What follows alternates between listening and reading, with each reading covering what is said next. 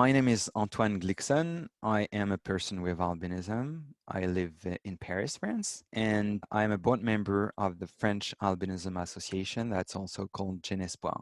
2020 was supposed to be the year of a major scientific conference on albinism that my association in France was supposed to hold. It was supposed to take place in Bordeaux in April of 2020. And so we went through the entire organization of the event until the end of registration, and that's when we had to make the decision to postpone it. So it started bad, but the event eventually took place online in November, and it was a big success. So that event turned out to be a real success because there were many more participants than we would have gotten had it been an in-person event. Basically, we were expecting to have about 60, 65 scientists, researchers, clinicians attending, while in the end we got 234 participants, including 160 scientists. The feedback that we got from the participants that unanimously said that it was the best meeting they attended in 2020, technically speaking, at least. So it was clearly a success with respect to the number of participants.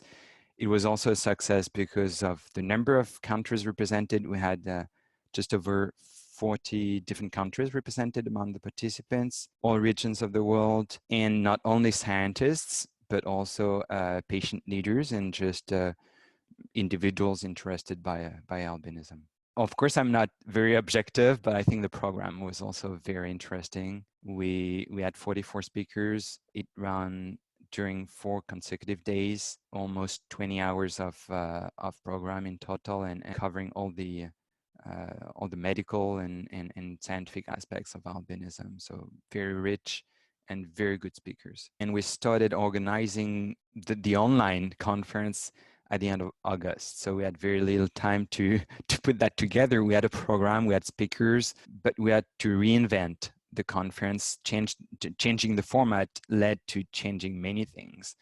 And we had many things to discover because we had no experience. And we were a very small team, actually. It was mostly 3 people organizing the entire event.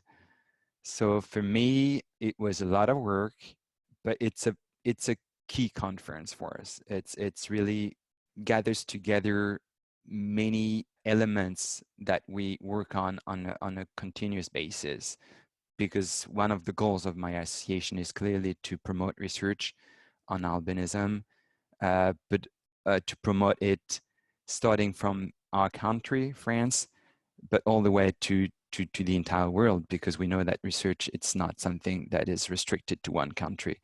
It's definitely something that's international. So it's also about keeping together a community of scientists. So this conference is the time every 2 years when this community gathers together. So it really has to be a success. It really has to work out. I was ready to put as much time and efforts as needed in that conference, but sometimes even if you put all the time you have available, it's not enough. So it was risky. It was risky what we did. I have the tendency to be a perfectionist. I try not to be too ambitious, but clearly I always end up with a lot of work. So it was a long marathon, and I was really looking forward to be done with that event. But of course, when it's a success, you just forget about all the time and efforts that you put into it, and you're just ready to move on and think about the next event. Albinism is a rare condition. That means that many albinism groups, patient groups around the world, are small organizations. They're mostly run by volunteers that come with their own skills and experience. And as far as I know, there's no course that you can take in any university to become a patient leader. You learn by yourself how to become a patient leader. And there are many skills that are required. And if you want to be a good patient leader, you need to become a professional, in fact.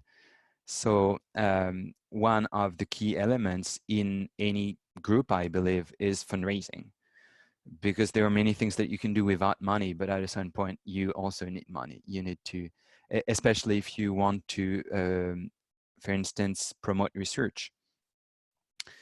We all know that research requires, well, patience, researchers, but also money. So fundraising is something we've done with my group in France since pretty much since ever the association was created back in 1995. But we've done it going through trials and errors, and it was never done in a very structured way. But the impact on what we can do on our activities is very big. And so for me, it was clear that it's been clear since I joined actually the board of the association 10 years ago that we needed to get better at fundraising. You get stuck in your daily activities and you never take the time to stop, look for advice, information, trainings, and eventually try to structure better your work and improve the way you do things. So being given the opportunity to take that course, not only by myself, but actually with the president of our association, which is the one who also had to be convinced of the necessity to do that, to improve our way to do things, to fundraise. It was a great. It really was great. I'm not saying that we're done with this yet, because here again, we're a small association. So things don't change very fast, but things are maturing. Now we know what we need to really work on, what needs to be improved.